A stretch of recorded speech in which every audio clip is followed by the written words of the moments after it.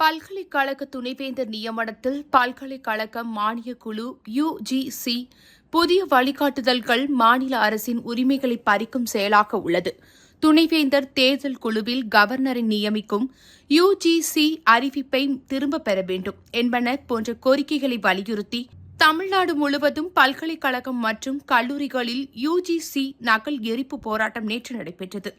தஞ்சை மன்னர் சரபோஜி அரசு கல்லூரியைச் சேர்ந்த ஏராளமான மாணவ மாணவிகள் வகுப்புகளை புறக்கணித்து கல்லூரி முன்பு ஆர்ப்பாட்டத்தில் ஈடுபட்டனர். ஆர்ப்பாட்டத்திற்கு இந்திய மாணவர் சங்க கிளை தலைவர் ரஞ்சித் தலைமை தாங்கினார்.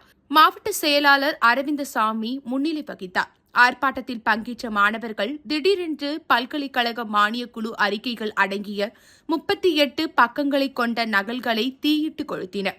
அப்போது அங்கு பாதுகாப்பு பணியில் ஈடுபட்டு இருந்த போலீசார் மாணவர்களை தடுத்து நிறுத்தி தீயிட்டு எரித்த நகல் மீது தண்ணீர் ஊற்றி அணைத்தனர். இதனால் அங்கு பரபரப்பும் காணப்பட்டது.